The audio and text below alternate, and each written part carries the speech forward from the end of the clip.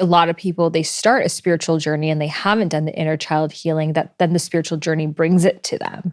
Because it's hand in hand, like we can only like live our dharmas to the point of liberation that we have within ourselves. We're holding on to these limiting beliefs, these shadows, these repressed memories, traumas, flashbacks.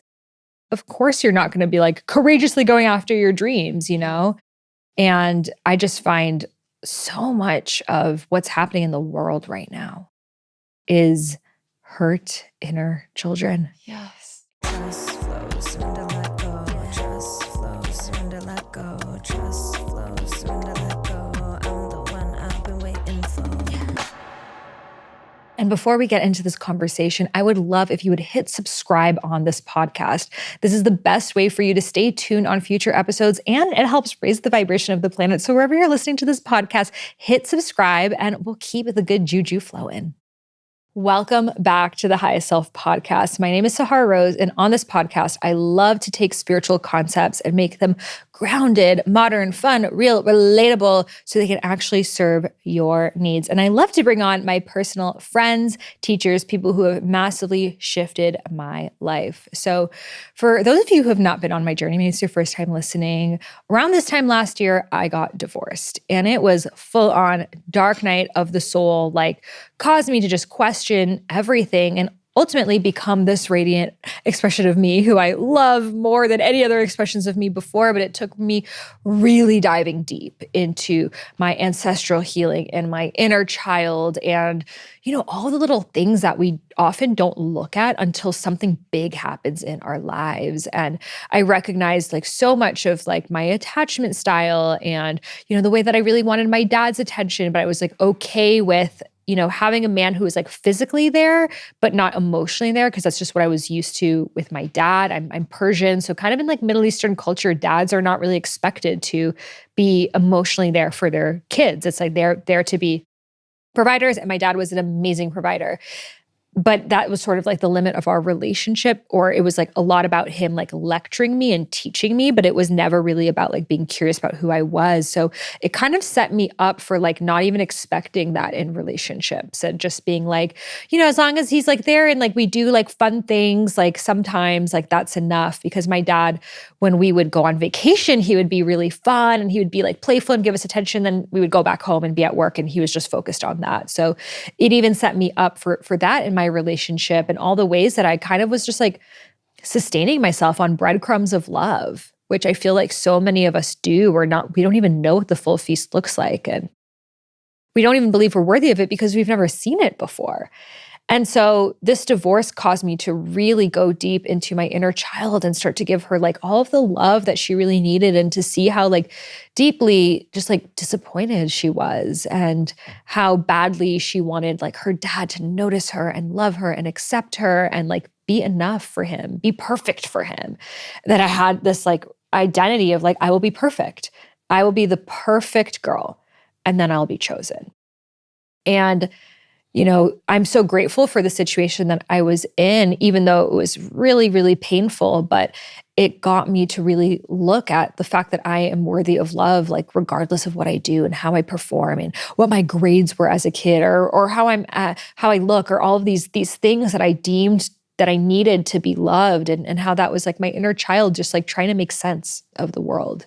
So inner child healing has been major in my pathway. And this whole year for me, I've been traveling, living in a lot of places, and I was getting clues to live in London. And, I was actually calling in someone. I'm like, I am calling in someone who is spiritual, but also really fun and loves to go to festivals and loves to travel, and I can just laugh with. It's just such a playful relationship, and we get to go out to nice places and eat, and they're like stylish and like they're like Portuguese. Like I love Portuguese people. And it wasn't a man, it was this girl Carina. That's who I met. I manifested exactly her in form of a new bestie. And we've had so much fun than I would have ever had with any man. Let's be fucking real. So we've been in a relationship ever since, pretty much. And it's been so amazing. Just like, when you meet soul fam like that and you like drop in and have so much fun. And I wanted to bring her on the podcast, like also to talk about like our beautiful friendship and how that's like, evolved and like really quickly like dropping in, but also her work of doing inner child healing work. And I did a session with her just the other day, and I had such a huge realization that already like cleared my field in such a massive way. So, without further ado, let's welcome Carina on the Highest Self podcast. Welcome, Sister Queen. Hi, Bessie. My London boo. So good to see you. Haven't seen you in ages. I haven't talked to you in forever. We've just been sending raccoon memes. Yeah, pretty much every day is all we do. Yes. So, before we dive in, what makes you your highest self? What makes me my highest self is when I'm in service, truly. When I am in my heart, and I've left my mind and I've left the thoughts and the worries and the confusions that we can feel in everyday life. And I remember that I am here for a purpose. And I truly believe in my heart, my purpose is healing the inner child and guiding women to love themselves, to believe in themselves, have self-love and self-respect. So when I'm in service, it is almost like it's me, my higher self, with my inner child. And I have the most fun. It brings me the most joy, the most liberation. And I truly feel like I'm living my Dharma. And that is when I'm feeling like my higher self for sure. And you do so beautifully. And, your inner child experienced a lot. So if you can share with us some of your journey and your childhood and how it brought you on this pathway. Yeah, so inner child healing is a very specific modality. I think those that practice it and teach it, it has to come from a place of passion because it is a serious subject. It is a complex trauma-informed healing topic. So you need to be really, really passionate and you need to live and breathe it as well to ensure that not only are you teaching it correctly, but it's actually helping the lives that you touch. And it has to have made your life transform first. So I came to discover inner child healing at the beginning of my healing journey, around my early 20s. And it came on my path because during that time, I had to start facing my own childhood trauma that was making me really, really sick. So by age 20, my physical body completely shut down and I was bedbound for nearly a whole entire year. When I mean bedbound, my legs would not even move. I was completely drained, burnt out. I would need help just walking across the room. My hair was falling out. My eyelashes were falling out. I was covered in hives, head to toe, just like burning, itchy skin. And I was completely depressed, suicidal, just not wanting to be here. But that pattern had been in my life for already about 10 years. So that was what I was very much used to, but my physical health shutting down was the thing that was like, right, you need to stop and you need to start looking at what is causing this. But at that time, I thought it was random. I didn't understand trauma. I didn't understand stress and how it manifests in your physical body. And my path then took me to discover your work, Ayurvedic medicine, which led me to an Ayurvedic doctor in London. And that was the first time I'd ever seen a health professional speak so clearly that your mind and body are connected. And I walked into the office of this Ayurvedic doctor and I didn't even say a word. And I just sit down in front of her and she just looks at me.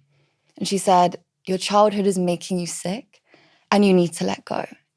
And at that point, I hadn't spoke to anyone about anything that I had been through.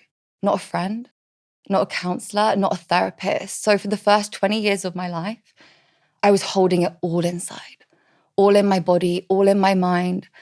And for someone to say that to me, it was so freaky. So I was like, how does she know this? Where is this coming from? And that Ayurvedic doctor set me on the path to holistic healing and to start looking at my trauma in a deeper way. So that was really scary for me because for so many years, I was like, when I'm older, I'll look at it. Maybe when I'm like 50, maybe when I'm 60, then I'll look at my childhood. But I'm just going to avoid it. I'm going to bury it deep down because it's too painful. I don't know what to do with that pain. I don't know how to feel it. I don't know what to say to it. Will it overtake me? Will it win? Will I almost lose and be defeated? It was just such a scary concept of how do you start healing from trauma especially childhood trauma. So inner child healing came into my awareness, and that path really began. And it started with one of my first therapists, Jim. He was so lovely. And he sat there and he looked at me and he was like, you really need to learn to become your own mother. And I was like, that is such a weird thing to say. Like, what does that mean? Like, I have one. He was like, no, you need to learn to become the mother, inner mother to your inner child.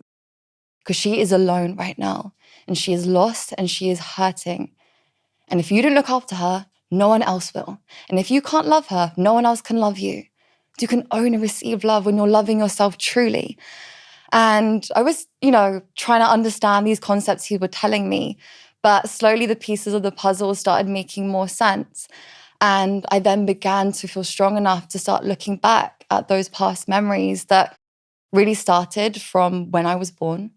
So my dad was extremely mentally unwell, alcoholic, schizophrenic, depressed, anxious, just a dangerous, dangerous man. Stereotypical 6'2", big thug style looking guy in his big work boots, bald head, who just had a crazy look in his eye. He's the kind of person, if you saw him on the street, you would cross the other side.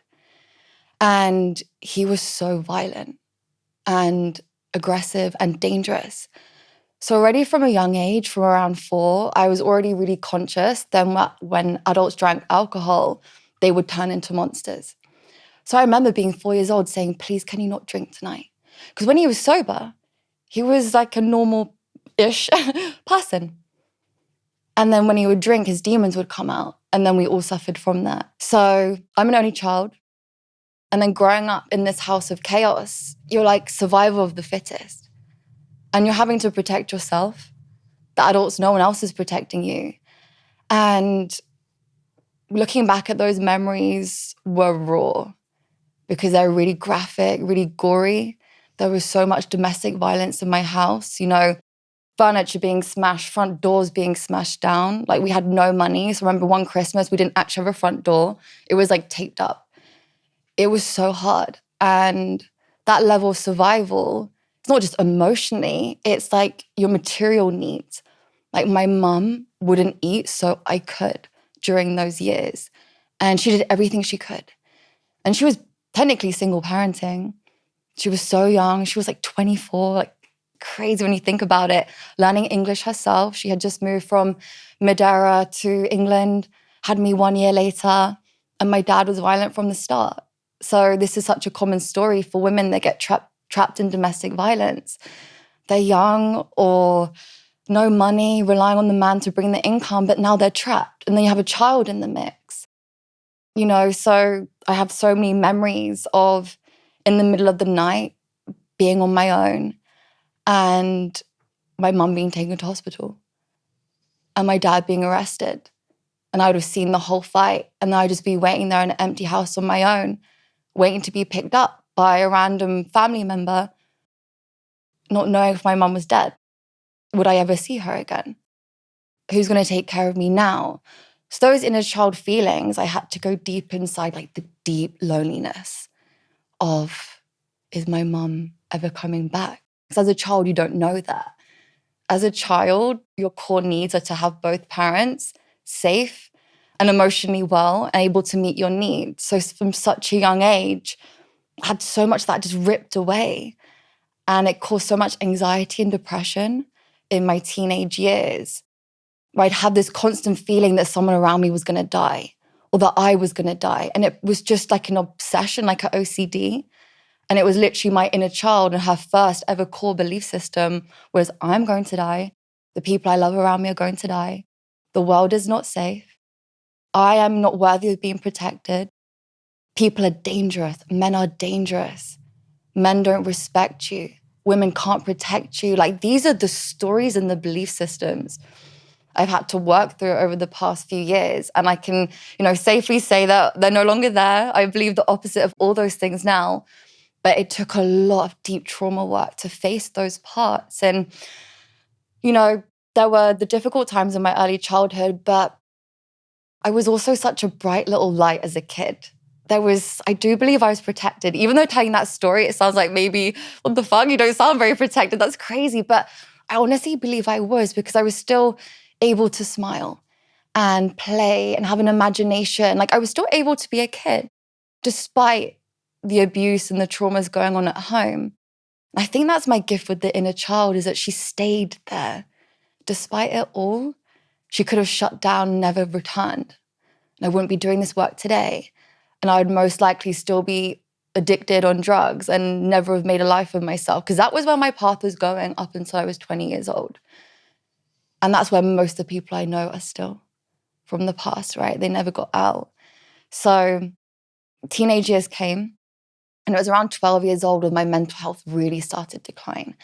And it was the PTSD, night terrors. You know, I hated being awake because I was just swamped with flashbacks and memories and triggers. And it was like, I'd be walking down a road and I would see someone that maybe looked like him, or a smell or a voice or just something. My body would freeze.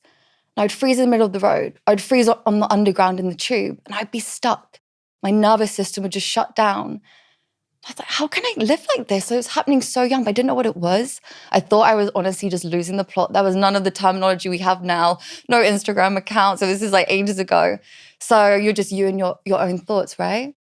And as that became more intense and the depression got deeper, and this wounded inner child that felt so unlovable, so disgusting, so unworthy, so shameful because of so many of the things that happened, that my then vice was, okay, I'm just going to copy what I've seen around me, what I've seen my uncles that would shoot up heroin in front of me. This is how we do things in this household. I'm going to start taking drugs as well, because that looks like fun. That looks better. I don't have to deal with this monster in my head every single day. So from 12 until 19 was this just battle with addiction. And it was all I really knew. It was like your whole life evolves around when you're next going to take drugs, when the next hit, when the next, time, picking up from dealers, waiting for them to message you back. It was like this cycle, day in and day out. And I would only have about 2 days off a week where I would just sleep because I was just so messed up. And obviously your body can't go for that long. But we would have times where we would be awake for 72 hours straight, sometimes longer. And I've seen some horrendous situations. And that was just like my teenage years. And it was just kind of normal. We got in so much trouble. We got in trouble with the police, with everything. Like we were running riot because all my peers, it was the same thing back at home. Parents not there, father not there. We were just like almost just made a family together. So we do have some crazy stories, and some of them still make me laugh. I can't deny it, You're just like running wild in the world. There's just a few of you. But that was also crazy because you're still too young to not have adult supervision. And we would just be at home on our own for days and days. Like my house was known as a house Karina's mum is never in. That's the party house. That's the house where we all go and stay. Like her mum's not going to come back for a few days. Perfect. And with that, just layered more loneliness, not having support. I didn't have any after-school clubs, never got taken to a class. Nothing. Like I literally didn't have those experiences. So a lot of my, even inner child healing now is like, even I went to a dance class with you for the first time in my life the other day. And that was really healing for my inner child because I never had those experiences. And I don't think it's ever too late to reclaim life in adulthood, but it does come with grief because it's like those are just things that all kids should have and all teenagers should have, right? So story goes on, and there's a key moment when I was around 14 years old, and one of my best friends, I found her mid-suicide. So many crazy things were happening, and I just had this overwhelming sense of I can't cope. I actually can't cope anymore. I'm holding too much trauma. It's one thing after another. And I have fully planned my suicide. And I was so ready. I didn't feel anything when I was planning it. I was like, I just can't wait to go. I cannot wait to leave this planet. I don't understand why I'm here. I don't have a reason to be here. That's all I could think. And I remember just being broken down. I would obsess over it, thinking about it all day long. I remember this key moment, I'm like collapsed on the floor crying, and I just start like pleading, like, somebody please help me get out of this. I'm 14 years old. And I heard this voice. And the voice said, that's the first time I ever heard my inner voice. It said, don't give up. You're going to help people one day. And my whole body went cold. It was like my first ever spiritual experience. But I got freaked out and I was like, where did that come from? Who was that? I wasn't raised with religion, wasn't raised with spirituality, wasn't raised with any concept of anything like this. So for that to happen was really, really shocking. But it stopped me doing it. That voice stopped me taking my life that day. And I sat for the first time and I thought, maybe I'm here for a reason. Maybe everything I've gone through, I'm going through, maybe it's for a purpose. And that was in the back of my mind for so many years. Okay, maybe everything that just keeps getting thrown my way, maybe it's teaching me, maybe it's the lessons, maybe I'm going to use it for something one day, which was so weird because it kind of kept me ticking. Even when things were really, really hard, I didn't have any other, role models or adult guidance or teachers or anything. It was just me, myself, and my thoughts.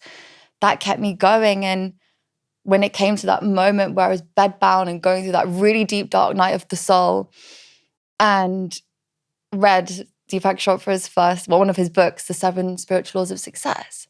And that's the first ever book I read. And that's when I saw the word Dharma for the first time. I was 18 years old. I was in the back of the bookstore when the self-help section was this big. And it was like, no one really goes there. It's kind of hidden at the back. And I saw this concept of Dharma again. And then I discovered your teachings. And this message kept coming. Which is so crazy because you watched my YouTube video on Ayurveda 10 years ago. 10 years ago. And here we are. Yeah. And can I say, 10 years ago, I was living in Hoxton, East London, which is where the studio is today. Crazy. And here you are sharing your story, and the exact message that came through when you were going to take your life at 14 is the truth. It's what you're doing right now. Completely. So it's incredible. So yeah, that's a bit of a backlog to how we got here today. Do you hear that song playing in the background? That is my new song, Divane, that I produced and wrote using instruments where my mom is from, the south of Iran, which is considered Afro-Iranian because we're blended in with the different elements of East Africa, paired with a vibey Afro house beat.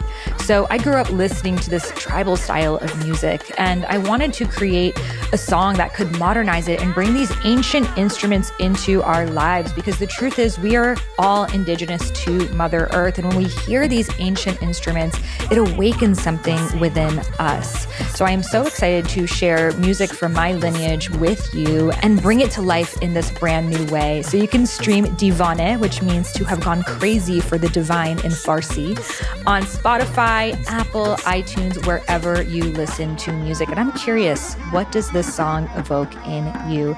You can find the link to listen to it in the show notes, and I'm super excited to share a piece of my heart and lineage with you.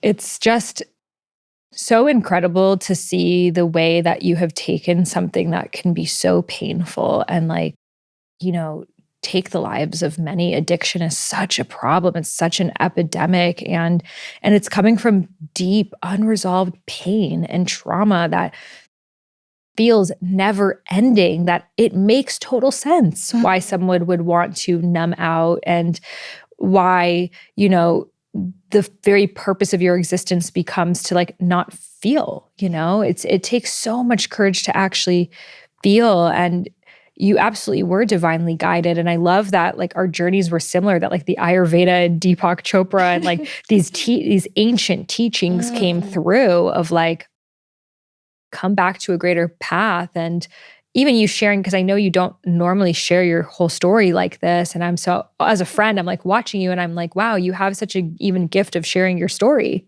And I do believe your soul chose that. Your soul chose to go through everything that you've gone through because you're an example of someone whose inner child has gone through the worst of things, domestic violence, all sorts of abuse. And so you can firmly say that inner child healing works. Absolutely. Because you are the embodiment of it. Completely.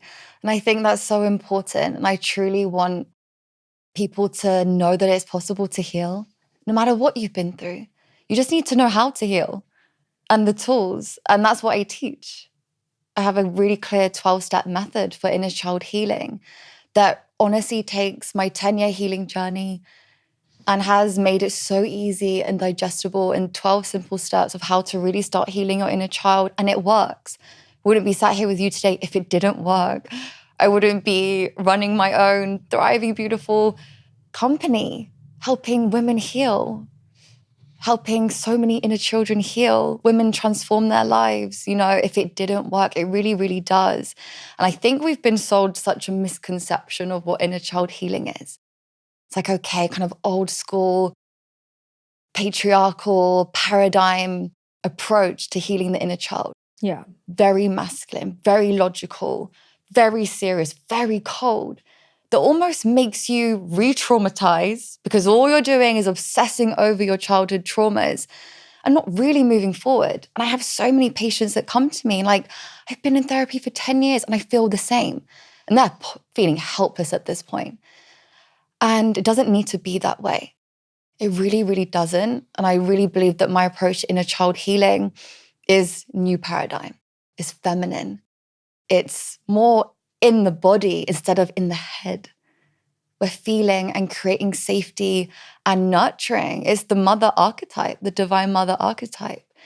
Is how much softness can we bring to that harshness that we hold?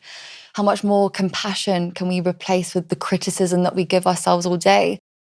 Because there's so many symptoms of a byproduct of trauma. And it's often in everyday things that we don't even realize. The negative self-talk, the limiting self-beliefs, the comparison, the not feeling good enough. It is like everyday modern lives. And we actually don't realize it's coming from a deeper place. So I do believe that every single person has trauma. You know, I think that is just a fact at varying levels and different amounts. And inner child healing can be applied to anything that you've been through. You know, I work with clients that have been held at gunpoint, knife point when pregnant. You know, clients that have been abused their whole lives. Not just early childhood, but up until their teenagers, and they've had to escape.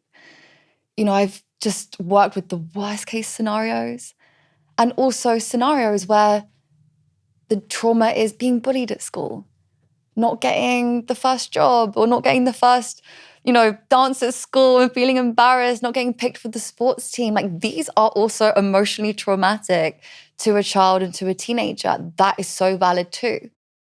And your pain threshold is as painful as you know it. So someone's deepest, biggest pain might be being bullied. And someone's deepest, biggest pain might be the loss of a parent or going through abuse or trauma. Those pains are both still so valid. So I think that's really important to clear because so many people are like, oh, but my trauma is not big enough or bad enough, or I don't think I really have it. But I'm like, okay, how emotionally available were your parents? Right? How many people can say yes to that question? I don't think many at this point because it's just the world that we have come from and we're going to a different direction now. But not having your emotional needs met is childhood trauma, what we call a small t trauma, where it hasn't threatened your safety, but it has threatened your psychological and emotional development as a person. So not having those emotional core needs met does fall into that category. So that can affect our self-esteem and self-worth, our ability to build healthy relationships, even to go live your purpose and your dharma. If you don't believe you're worthy of it, or it feels too scary to be seen, then how can you step into your purpose in the world as well? So it's all interconnected for sure. So let's get into your method. So what is the first step? Amazing. So the first step is safety and calming your nervous system. So it's all about somatic regulation, nervous system regulation. That is step one.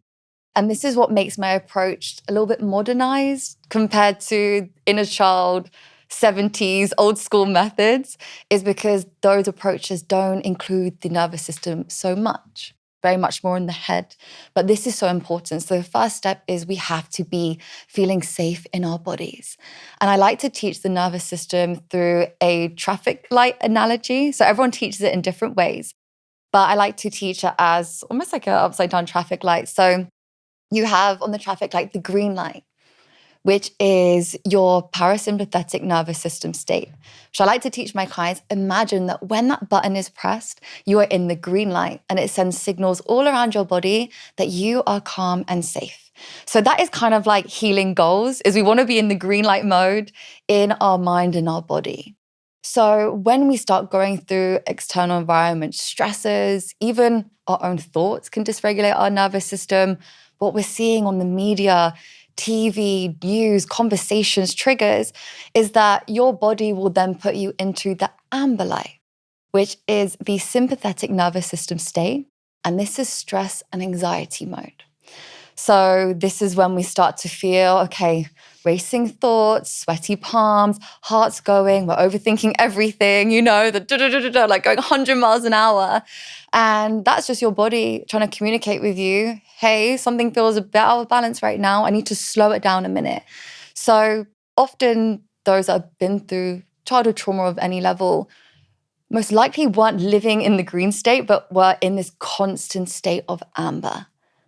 Hyperarousal, on edge, heightened sensitivity, which really affects everything from memory to concentration. We're having ADD, ADHD diagnoses left, right, and center at the moment, more than there ever has been. But it's your body and your mind in amber state. That is where ADD and ADHD live. So it's important to have the nervous system regulation skills as well. Your inner child wants to feel safe. And you have to think, if your inner child lives in your heart and your body is your home to your inner child. If your nervous system isn't safe, your inner child won't feel safe either. So the next light on the traffic light system is red, which is the dorsal state. And this is when our nervous system says, hey, I have reached my maximum level of stress right now. I need to take it down a notch. And I'm going to turn on the SOS emergency red button so we can shut down. And that shutdown can lead to the state where chronic illness begins to manifest, depression, lethargy, also social isolation. It's that feeling like, I don't want to be near anyone. I don't have a conversation. I can't even bear it. And those that go through depression, I had this for so long in my life. I would just sit in a dark room for like weeks on end. And I don't want to see anyone because my body just shut down. So the nervous system is actually really, really clever. It's not doing this to hurt you, it's doing this to love you and keep you safe, because it's saying, hey, if everything feels too scary and too big out there, I'm going to make you shut down so we can regenerate and we can feel safe in like our little cocoon almost. So I want anyone listening to know that if your body is feeling in that shutdown mode, or maybe you're feeling stressed and you're having anxiety and panic attacks, your body is not trying to hurt you, it's trying to speak to you. It's trying to say, listen to me, we need to heal. So that's step one, is all nervous system regulation tools, and they're fun and they're playful and they're enjoyable because this is inner child work as well. So we make it beautiful and feminine, that essence. But yeah, step one is all about the nervous system. So needed, because you can't even receive any wisdom information if your nervous system is not open. I went to this trauma healing conference at Oxford. It was just so much just like information, and there's this trauma and that trauma and that. And I left feeling so heavy. Yes. And like a victim. Yes. I'm like, great, I got my family's trauma, my culture's trauma, my ex's trauma, my this trauma. Like, what do you do, And ultimately the practices like breath work, dancing, art, community, sunshine, like these are the things that like actually heal us. Okay. And so I love that you start there. So what's the second step? Yeah. So the second step is then self-care, rituals, and routine. So this is really just the simple. So in the steps, we build it up like a staircase, step by step. So the next part is this, because often if we've had these emotionally neglected childhoods, it's most likely your mother or your father didn't sit you down and say, hey, here's the self-care routine to practice when you wake up. So you have a really calm and soothing start to your day, that you look after your mind and body before school, before you go to college, before you go to a friend, it's most likely they didn't teach you a bedtime routine either, right? How many kids' routines is wake up, get up, open the curtains, bang on the door. Why are you not dressed yet? Oh, you're so lazy. Oh, get yourself together. Go to sleep, brush your teeth. Yeah, literally. Yeah. And then bedtime is like crazy operation again. Yeah. And the kids rebel because the parents are stressed and then the kids don't want to listen. And then kids are falling to sleep stressed out and anxious and dysregulated. And it's just so much disconnection. So with that step 2 is like, okay, we are all going to reparent ourselves by giving ourselves the proper morning and bedtime rituals that we needed. And of course, just the general lifestyle management in between that as well. Making sure you have your healthy meals and having your meal times is really important. Again, if you had like a child, you would be like, right, we're going to have breakfast, lunch, and dinner, and we're going to make sure you eat well, and then we're going to have that routine. So why is that so healing for people that have been through trauma? Because often their needs have just been so neglected and forgotten about. And everything's felt really mindless and disconnected. So we can develop, binge eating, restrictive eating, any type of kind of eating disorder, insomnia, just fear of even waking up to the day because there's been no safety or regulation around it either. So that step 2 is really important. Also, it's empowering. So it's like, right, let's start looking at your lifestyle.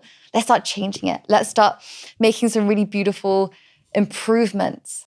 So the morning is really nourishing rituals that I teach in my steps and the bedtime as well. So my clients are like, I am so excited to wake up and I can't wait for my bedtime routine now because it feels good. And they both involve connecting with the inner child, speaking to them, loving them, and of course, obvious things like, little meditation and your journaling and self-love hug is something that's really important that I teach. And just these really nice practices that make you feel empowered. Yes, all the hugs.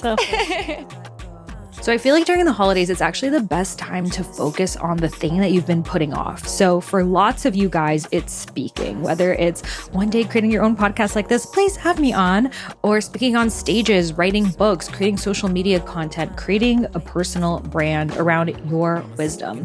But for a lot of us, the speaking part is a little bit scary. We stutter, we feel like we're not good at telling stories, we lose people, we just don't have that confidence to show up on camera the way that we want to, but you know that you have an important message to share.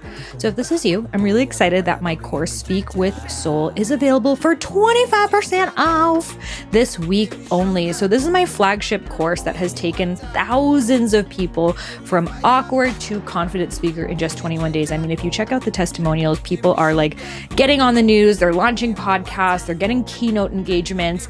It is insane to see the transformations that are happening. People who've never spoken before and also people who are like on their A game who just take it up a notch.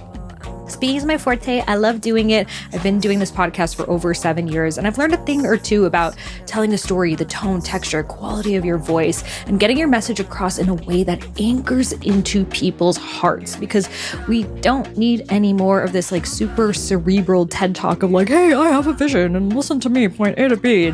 But like instead to actually feel like you're having a conversation with someone in a way that's also educational and resonates.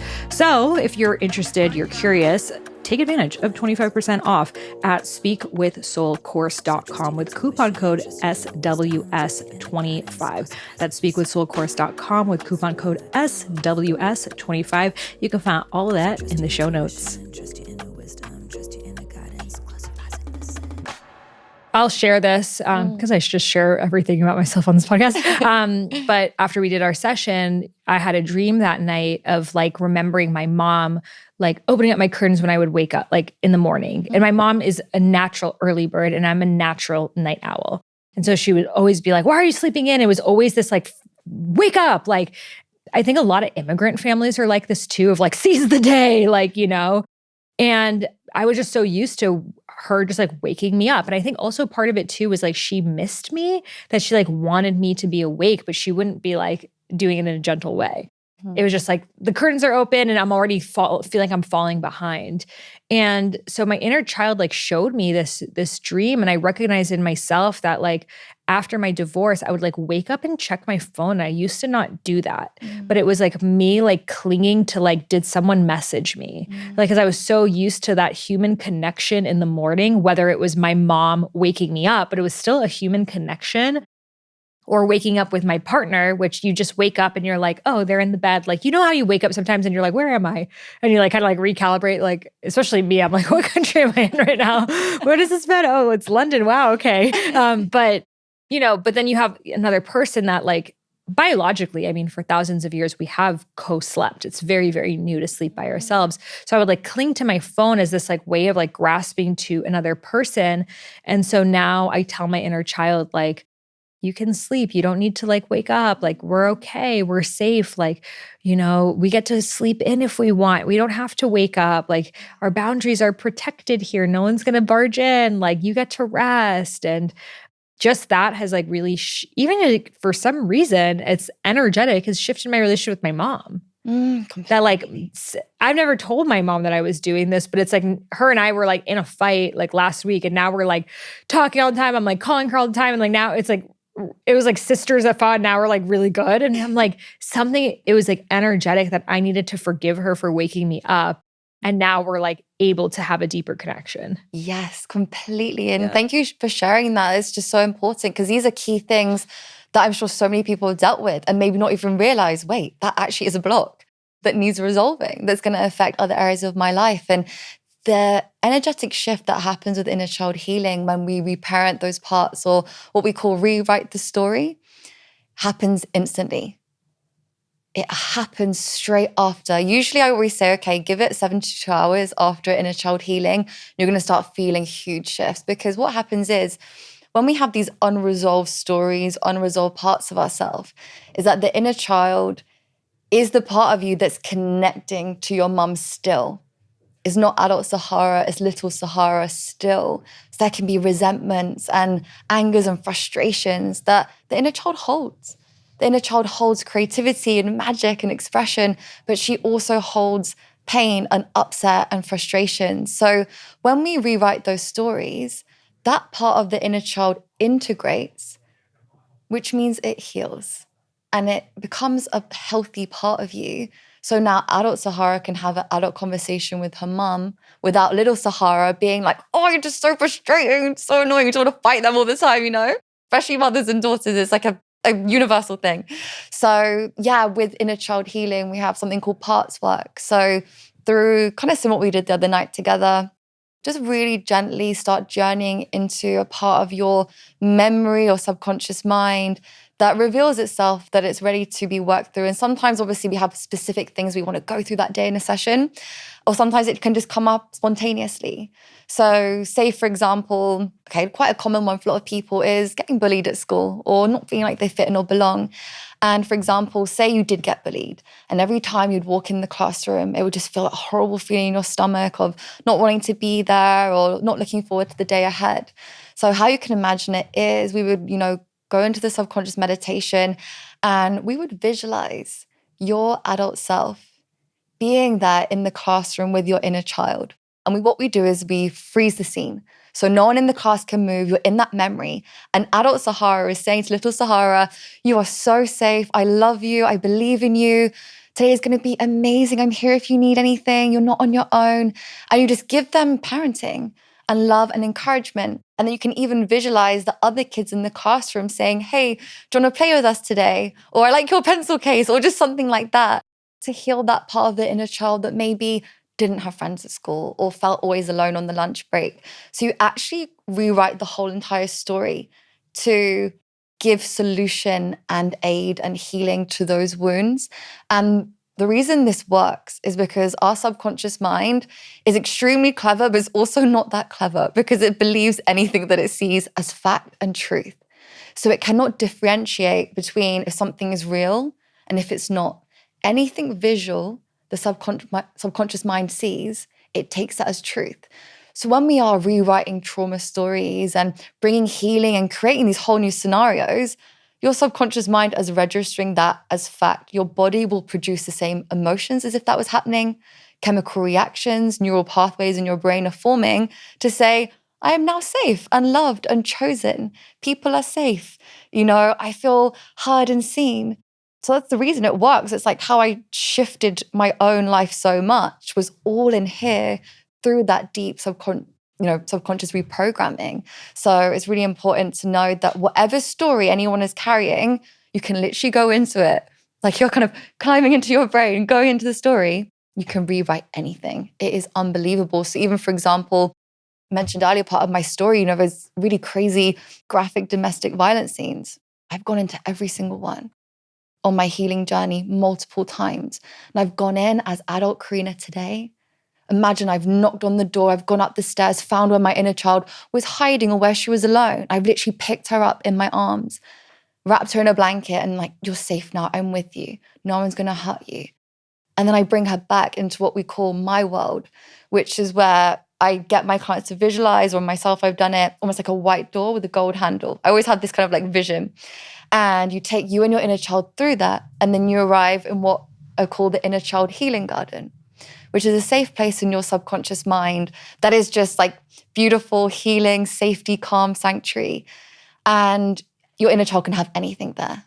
And you get to play with her and dance with her, and she's safe. So anytime we reprogram a trauma, there's always the white safety door out. So you never leave that part of you in the memory. You have to bring them, it's like kind of going through like a portal. You have to bring them into the new part of your subconscious mind. Otherwise, that memory stays active. And I'm just so specialist in this work now because I've practiced it thousands of times with people. I've done it on myself. And it is just unbelievable what happens when you keep doing that. So I've done that with like all the things I've ever been through, and it just works every time. And I honestly feel in my mind, my body, my heart, my soul, like the trauma is so clear. Like there are scars, of course, but I'm not teaching from a wound. The wounds are healed, like it's fully integrated. Won't be able to speak about it otherwise. I have no emotional reaction when speaking about my past anymore. I used to, because it was still healing. And it was raw, and I would choke up and I would get teary and I would probably feel really stressed after. But now I'm like, I feel so genuinely grounded, and I want everyone to have this feeling because I know how much it hurts every day when you're facing the anxiety and the depression, the stress, and you're like, how do I escape this? So I just want anyone to know that there are ways out of this that are actually not as hard as you think and don't need to take like 20 years of your life, like I promise, It is phenomenal how these practices work. So you go back to the time of the trauma, you, as your adult self, pick up your inner child, take them out of the situation, bring them to your healing garden, which is your visualized space of safety, and tell them that they're safe. And is that where it ends, or what happens next? So with that, so it might be in the scene. Obviously, those meditations can go on for 45 minutes to an hour. So there's a lot of details in it, but that is the brief conclusion of what would happen. So what would happen next is you would then visualize your, what we call the inner parent, which is adult you, with your inner child, and you leave them there together in the garden. So this is really important because some inner child visualizations, meditations, they're kind of like, go and see your inner child and then just leave them there on their own. But so much feedback I've had over the years is the inner child gets scared because you're just leaving me on my own again. So always have to leave that inner parent there with them. And then whenever you close your eyes or whenever you do a meditation, you just go back to the garden and you see them. And then you go back into that healing, almost I want to say healing role play. It's like the inner parent is meeting the needs and so nurturing. The inner child stays in the garden and you check up on them, or your adult self stays in there? Yeah, the adult self stays there as well. Yeah. Okay. So it's basically there whenever you want to meditate, whenever you journal. Close your eyes before you journal, check in. Because every time you see your inner child, she'll be different. It is incredible. So sometimes when I start with clients and the inner child reveals themselves, and I always say, what does she look like and what is she wearing? They're like, that's an interesting question, but the inner child will actually express how they're feeling even through their clothes.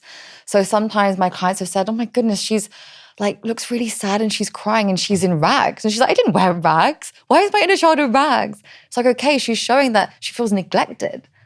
I feel forgotten. No one cares, right? And then we go through the inner child healing process. And let's say 12 weeks later, when we've come to the kind of graduation of working together, the inner child will be showing herself like in a like fancy dress costume or a princess outfit. And she looks healthy and taken care of. So your subconscious mind will visually communicate what stage your inner child is at, their emotions, and if you're taking care of them or not. And if you're not, your inner child will show you when you go to the garden. She either might run away, she might throw something at you, she might like make silly faces if she's being a bit like rebellious. Like, you've forgotten about me. Like, I'm over here, no one's listening. But when you're taking care of them, close your eyes, you go to the garden, she'll run up to you, give you a hug, bring you a gift or a present or a flower. So it's one of those experiences like you have to go through it to understand. But when you do it, it's like you can't ever go back. Like, this part of your mind is open and connected. And it's just so beautiful. It's so healing. What if you, like, whenever I think of my inner child, I have to think of like pictures that I've seen. Like, is that normal? Like, I almost like refer to her of like different, like the outfits or just different pictures I've seen myself wear. Yeah. So definitely at the beginning of an inner child healing journey, it will always be a reference of a picture or something you've seen already of them, because that's what your mind is at that point of reference. But when you go deeper into the work, it almost becomes like, I can't explain it, like you're almost in like a movie with them. Like, the picture's no longer needed and your inner child is literally showing up to you in different expressions, different ages, different styles. You'll see their expressions moving their face. And I've done this with people that have never meditated in their lives. And it always starts the picture, or sometimes a blank mind. Sometimes we actually can't even see them. And then over time, I would always genuinely say it's around the 6-week point where suddenly we've really put the wires together. We've healed a lot of the traumas, and suddenly the channels can open to the inner child, because they have to be blocked to start with for protection. So like, the more we clear, we do that like deeper trauma work, the channels open and the inner child world like appears, which is kind of amazing. And again, worked with people that have never meditated, never done a visualization journey, that by the end of the few weeks, they're just like in this beautiful connection with them. So yeah, it's amazing. So what is the next step? So step number 3 is then heal your inner child. So I feel like we've actually just covered that through what we've expressed. But yeah, it's about knowing and understanding your inner child and the different ages. So we actually have not just one inner child, 'cause sometimes we think, oh, it's my 4-year-old self. We have 18 inner children from all stages of our childhood development, from obviously 0 to 18. So it's actually understanding, okay, what key ages in your life need the healing and the nurturing. You might have had a really key, significant experience when you were 14 years old. That's the primary one that needs looking at the most. Or maybe it was 4 years old, or maybe younger. So you kind of start to identify and map out your inner child story and the key points that need working through. With the inner child work as well, this is when we then learn how to connect and communicate with them, not just in session with me, but on your own. So really simple things such as, of course, following a guided meditation, letter writing. This is a really beautiful part of it. So there are 2 ways we can letter write in inner child healing. The first way is you as the adult writing to the inner child. So you would always start by saying, dear little Sahara, I'm sorry you're feeling upset today. I'm here for you. I love you. And you kind of just have a dialogue with them, and you would then sign it, love Big Sahara. So you have that dialogue and you always put the name. Don't just put inner child. Who's inner child? Talk to your inner child, right? Make them feel special, make them feel loved. So you can do it like that. And then you can also flip it over where your inner child writes to you. So she's going to write, dear Big Sahara, I need more love. I need more care. I want to have more fun. Can we do this? Can we do that? They start talking to you. But what you can do is also, when you're writing, swap your hands. So you're writing from your opposite hand when the inner child's talking to you. Because then what you look at on the page looks like your childhood handwriting. And you're like, oh my God, it just connects you so much more to your inner child. So letter writing is really, really important. We may need to do more therapeutic styles as well, where we need to write some real anger FU letters to get our resentment out, to get our pain. We have to let that out too. So that's so important, emotional validation. So lots of letter writing. Also using an inner child photo ritual. So having a lovely photo of your inner child in a nice frame and having it on your bedside table. So the first thing you do when you wake up is you just literally pick it up and you look at it and you say, I love you. I'm proud of you. You're amazing, you're clever, like whatever she needs to hear, with your hand on your heart, looking at the photo there, and then just put it down. And the way that connects you to that part of you for just the first 5 seconds of your day is like it puts you into adult mode. It stops the inner child hijacking your mind and your thoughts, and it makes sure that your adult is in the driver's seat. Because the minute we get triggered, our inner child is the one that's taken over. So little things like that. And of course, having fun, playfulness, laughing, dancing, creativity, art, like you mentioned earlier, is part of the inner child work too. So that part is step number 3. Okay. And we got a lot more steps. So what's step 4? Let's go through it. Yeah. Amazing. So step number 4 is reparent and meet your needs. So we have core needs in childhood development. And if they're not met, they will create emotional and psychological wounds in our adulthood. And this affects our relationships and things like that. So we have core needs of affection, to be heard and seen, praise and attention, love and approval. And often if we don't have these needs met in childhood, we will seek them outside of us to fill that hole. The only problem is if it's not being filled from us, it's kind of like we have this cup. And everyone gives us the love and affection and praise apart from us. So it's like there's a hole in the bottom of the cup. And all the praise the outside world gives us just goes through the bottom. And it's like never full. So when we give it to ourselves, it's like we have a cup, but there's no hole and it just fills up to the top. And then the overflow of our self-love can nourish ourselves. So that is about learning the key missing needs from our childhood and then learning how to fill them, which is what I teach in those steps, which is really amazing because how many of us know what our emotional needs are? Like none of us do. I didn't for so long either. But when you know them, it's amazing because you know what triggers it. You know the solution for it. And it can save just so much like hassle and issues because we're constantly like, why is my partner not filling all my needs? And you should make me happy and make me feel loved. But if you don't love yourself, then everyone in the world can love you and you'll never feel it.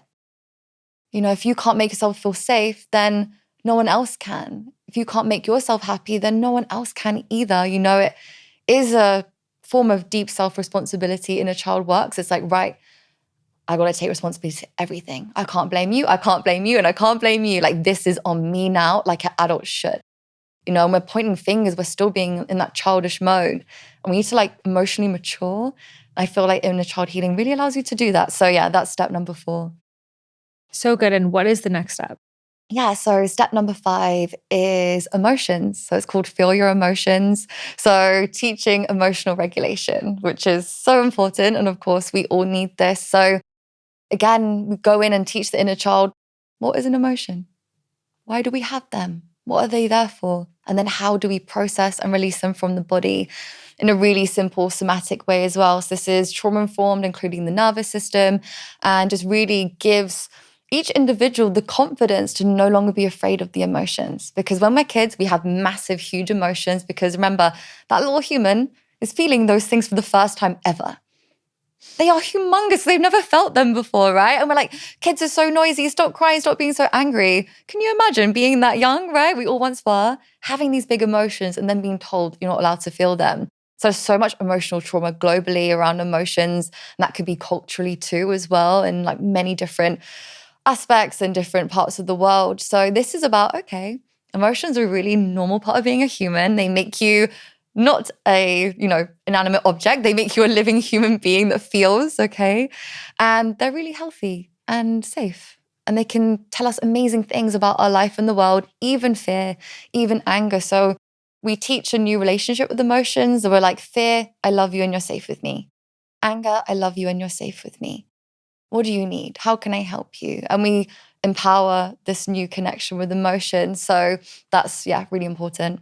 So important. And in a way, like when we're children, we let ourselves feel, like you have a temper tantrum and then you're over it. Whereas then as adults, we're like holding it in. So it's like letting our inner child know, like it is safe for you to express, but often in the adults, we're like, stop, and it like stopped us from fully transmuting that energy and remains locked in our bodies. Mm-hmm. And then we're like holding on to these unreleased tears, grief, anger for lifetimes. Mm-hmm. It was just the child needed that.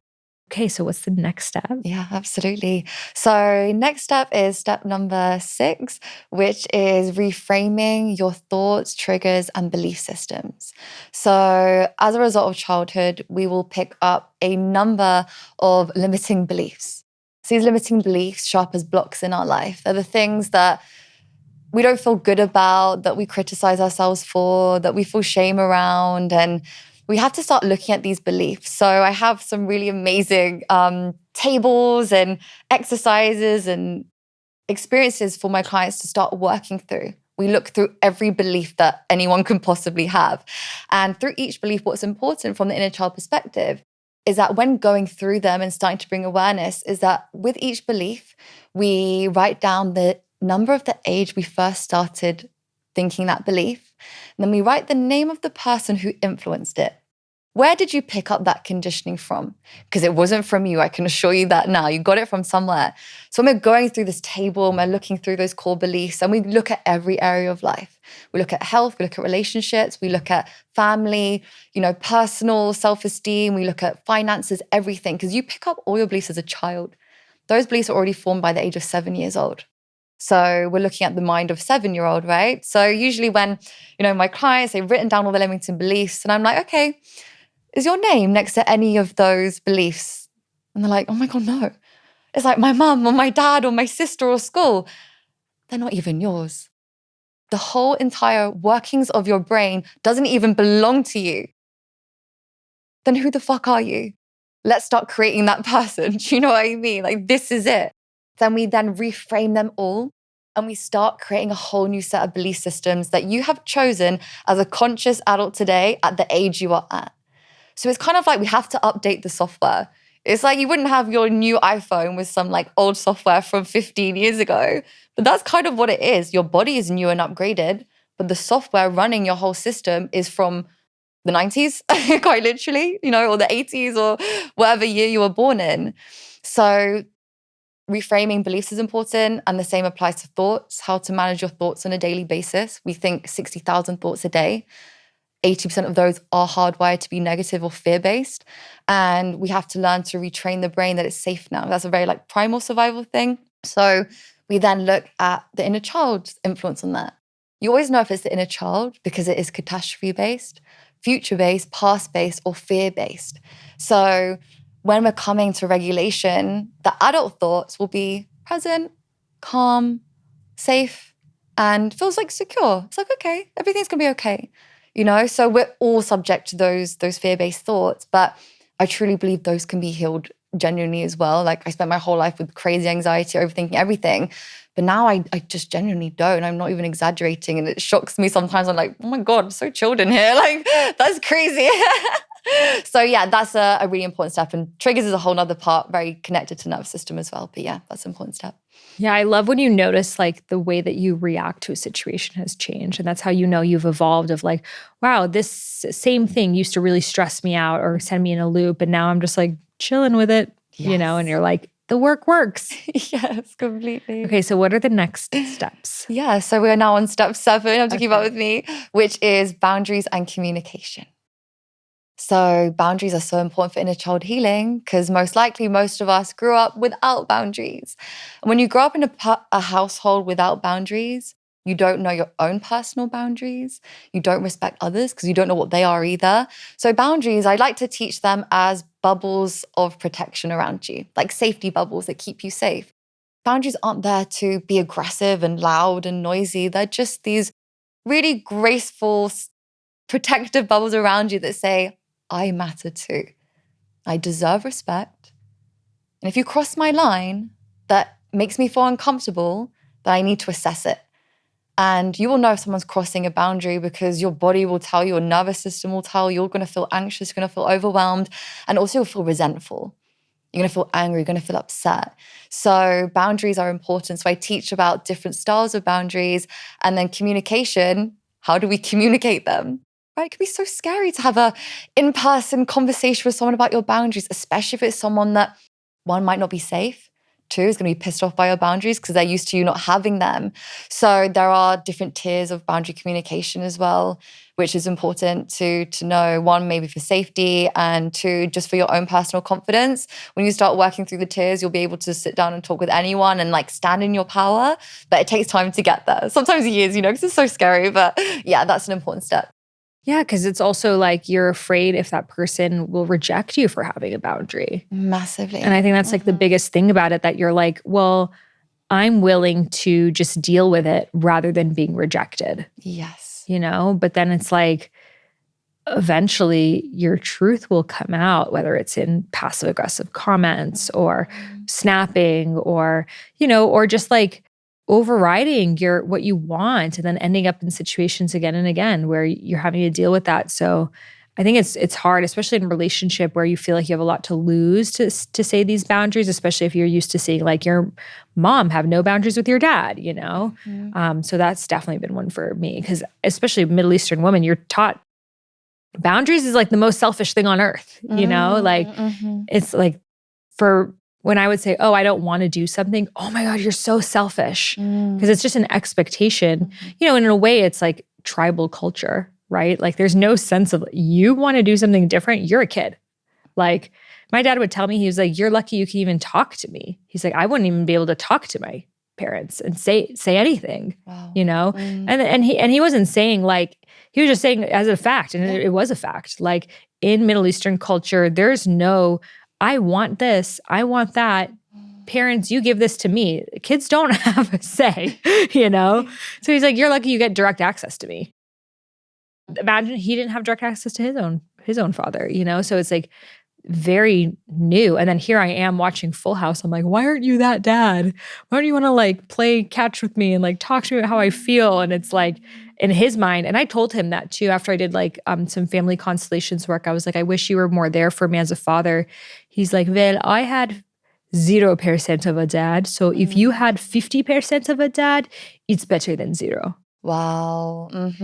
And that's his just like very rational understanding, which of course lacks empathy.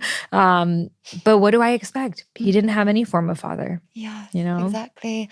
This is a piece of the inner child work as well. When we start rising more into our adult self and the inner child heals, we start seeing our adult parents as humans. Before they were parents, they were people without that title. And we start having more compassion. It's very valid to have anger at your parents at different levels for not being there or meeting your needs. But then when you actually kind of grow up and, you learn more about their history, I think the best way to understand why your parents acted the way that they did is just ask them about their childhood. Ask them about their relationship with their parents and you'll find out why. I became amazed that my dad is as emotionally available as he is based on his childhood of so much trauma. Yes. That I'm like, of course, for what my standards are of emotional availability in the relationships I have, friendships I have, no, he's not meeting the cut there. But for someone that grew up like, yeah, the kids are on their own. There's no sense of parenting. There's no sense of teaching. Then his dad was sick and stroke after stroke, then died and family feud and just so much. It's like, wow, I'm surprised you're even okay. Literally. Yeah. Exactly. Like, wow, I am amazed you're here. It's so true. Yeah. Honestly, it's so true. Like, wow, you guys are not doing that bad. Sorry for shit before, but actually well done. Well, it was interesting because it's like, I was doing a lot of just like ancestral healing work. And I'm like, I'm the first person my ancestor to do this work. He's like, but what do you think about me? And I never thought of it of like, well, I think every generation has gone the furthest. Again, I don't know beyond him if but I'm sure my grandfather was probably more conscious than his grandfather. Yes. And my dad was more than his. It's like, it just, I'm sure our future kids and the next generation's like, damn, I had to be the one to heal the lineage because that person, because we're just going to keep finding new plateaus. Oh, completely. Yeah. And that's the thing. It's like coming back to humility and compassion. I think every generation is meant to grow and evolve further than the one before. Like you said, our children will probably be looking at us as parents like, you guys are messed up. So I think that is the humanness. Like, let's just remember everyone is human.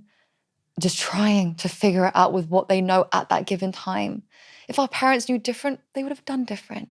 They had the resources, they would have used the resources. We're in a different time, and for the first time, we have social media, podcasts, the freedom to use our voices in any way that we want. Parents weren't growing up in that time. This is new. So we are so incredibly lucky to be able to use this and spread the message.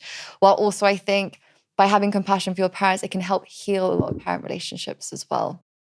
Okay, so we have a few more. So let's just speed track, name them, and they can always dive deeper into it. Yeah, amazing. So step 9 is switch up your mindset. So in this, I go very deep into how to leave victimhood behind, don't shoot me, and step into empowermenthood. So no more playing the victim. We've got to rewrite the story and decide who you truly are here to be without the victim of your childhood past holding you back. So step 9 is really important. Step 10 is all about self-worth, self-esteem, and self-confidence. So we are now finally rebuilding our sense of self. Once we've cleared all the blocks, cleared all the layers, we're learning to communicate, we learn about our emotions. We're now finally ready to rebuild that sense of self, which is really important. The next step is then self-love. Okay, so I leave it all the way to the end. And usually it's like the first thing people teach in programs. I'm like, you're not actually ready to genuinely love yourself until you've cleared the trauma, because it feels fake. You're trying and it doesn't land right, and then you feel bad for not being able to love yourself so easily, but it takes a lot of time. So the self-love aspect is so, so beautiful. We then have step 11, which is forgiving yourself and others. This is probably the most powerful yet activating one, because we actually don't realize how much blame we put on ourselves. Children don't have the ability, no matter what abuse they've been through, to blame the adult or parent. Because children take everything rationally in absolutes, and due to survival reasons in the brain, they cannot question fault in the parent. So what happens is the child blames themselves. So if a child's been through abuse, it's never, that's the adult's wrongdoing, it's my fault. There's violence going on in the house, it's because of me. That's just survival, that's just psychology. So we have to then actually go to the inner child and say, you are forgiven, you've done nothing wrong. You are innocent, this is not yours to carry. Let's give it back to who this belongs to. The big adult that should have done differently. This is not yours. So that part is like, whew, so activating, but it steps you into your power so much. And also that aspect of forgiving others. I never put pressure on forgiving other people from the get-go. That is a seed that plants, but it might not come to fruition for a little while, because that has to come naturally. I remember on my journey trying to force forgiveness and made myself sick because it wasn't genuine. I had to feel the resentment and the anger first. But when that forgiveness comes, it will be natural. So in that step, it's more about learning to accept so we can move forward. Accept that we can't change the past, but we can change our present and build an amazing, beautiful future. Your past doesn't define you. It's just part of your story. It's not who you are today. So that then takes us to the last final step, which is connect to your higher self. So underneath all the trauma is your buried light, which is your higher self, but it never left. So that last step is like this kind of little bridge, like go and now explore this side of life. Maybe that's when people go to explore the spiritual side of things and they start going to the next stage. Because you can't connect to your higher self when you're buried in trauma. You don't know what that is. It feels so numb and empty. But by step 12, you're ready now to have a spiritual connection, which is beautiful. And that last step is so precious because we go back to who we were. And I believe the inner child is the higher self deep down. The higher self, when you're in joy, when you're in play, when you're in creativity and flow, like that's children, So it's like a full circle. We go back to where we started. So yeah. And I see a lot of people, they start a spiritual journey and they haven't done the inner child healing, that then the spiritual journey brings it to them. Because it's hand in hand, like we can only live our dharmas to the point of liberation that we have within ourselves. Mm-hmm. We're holding on to these limiting beliefs, these shadows, these repressed memories, traumas, flashbacks. Of course, you're not going to be courageously going after your dreams, And I just find so much of what's happening in the world right now is hurt inner children. Yes. And And then it breaks my heart because then they are hurting other children right now. And like the ripple effects of that. And, in my medicine ceremony that I did, it showed me like my little inner girl who just wanted to be understood and never was. Like my parents just never understood me because I was spiritual and creative and different. But then it showed me my dad, and he just wanted to be like enough for his parents and gain the approval. And he thought if he was the smartest, the best at sports, the best at everything, then he would. But his parents were not available because they were going through their own feud. And my grandfather had this it showed me my grandfather's childhood of if I'm not working and providing all the time, the people around me will die. So he wasn't there to raise his kids because he was providing because of this belief that they would die he saw his parents almost die of an opium overdose. So it was like, and then my grandma was in a forced child marriage. So she had the story of like, I will never actually be loved. So she couldn't love her child because she was a little girl that was never loved. And it was like like my dad can't understand me. He didn't get the approval. She didn't get the love. He has to provide. They're all like connected, like, so we all actually have the codes for each other if we lean in. But then then I was like, damn, so why did I choose my dad if it came with all this trauma? And then it showed me how all of our gifts are interconnected and how I came into this lifetime wanting to be a spiritual teacher and share spirituality with the world. And so I grew up with a dad who was angry and, so I could learn about empathy because I could see someone that really had a hard time with that. I could learn about energy and how the energy would shift in a room based on what he would say. Pairing it with his ambition, how smart and how hardworking he was. I needed both sides of those selves of me to create this podcast and write my books and create my coaching institute and all of the things. And he chose his dad because of the resilience and how hardworking he was. And his mom, because she was kind of just like a free spirit. And it's like, and we wouldn't have the gifts without the trauma. And that to me was like the cincher of the experience because it's all perfect at the end of the day, And I think that that's a challenging perspective because it's like, of course, there's so much in life that is cruel and unjust and unfair. And I'm not diminishing any of that.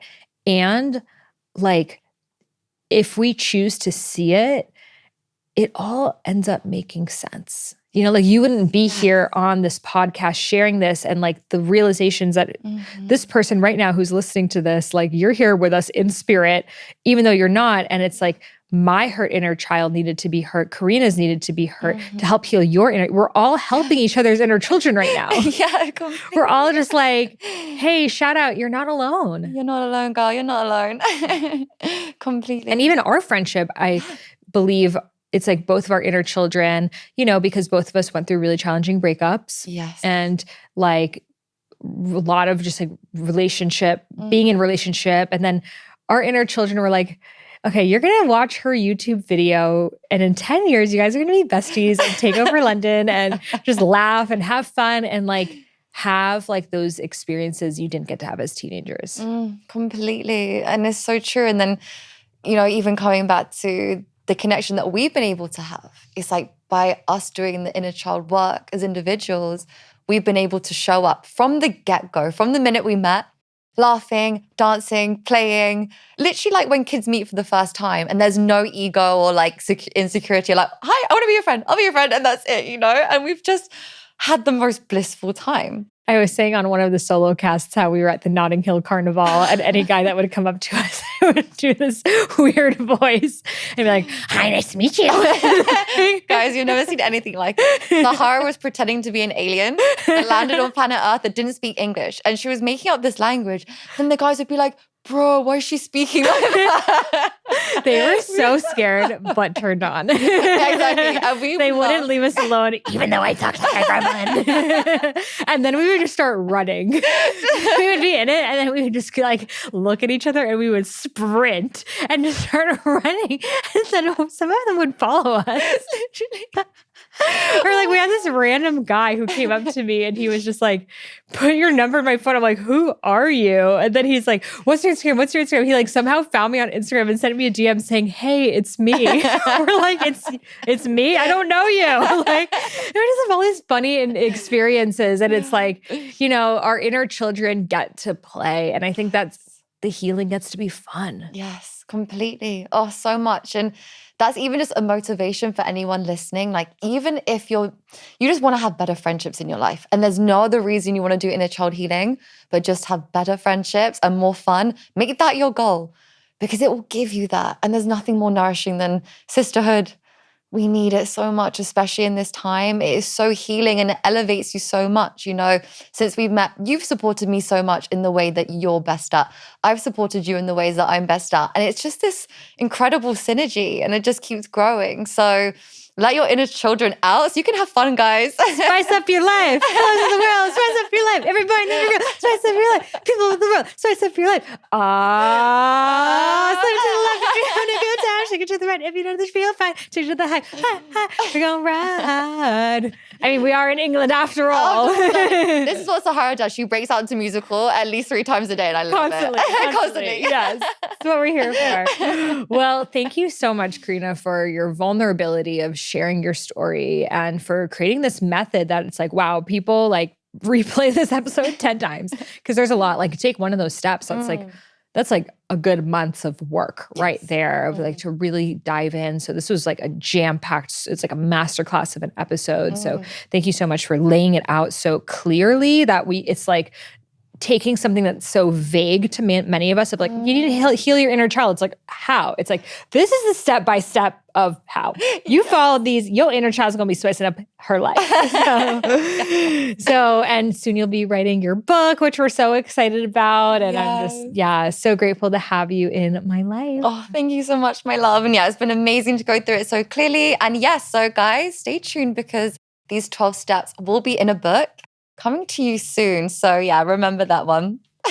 Yes, sir. I love seeing it. Manifestation into reality. Yes. So thank you so much for tuning in. Share this conversation. These are the types of conversation the world needs right now because with just the trauma happening in the collective, it's very triggering for all of our inner children. So then our inner children are like reacting and they're like, just in battles right now, especially on social media. So just like, if one person just embodies this, the ripple effect it has on the people who they interact with, their children, their friends, their family, their partner, and like we can create just a more like vibrant Lisa Frank colored world. Like that's what I'm here for. So share this episode and be sure to subscribe to this podcast so you can get notified for future episodes. We have amazing guests. And if you loved it, please leave a review for it in the iTunes store. And as a free gift, I will send you my womb meditation, which is a meditation to connect to your sacred womb space. So just leave a review and take a screenshot and send it over to me at sahara@iamsahararose.com. You can find that email in the show notes as well as Karina's website and everything else we mentioned in this episode.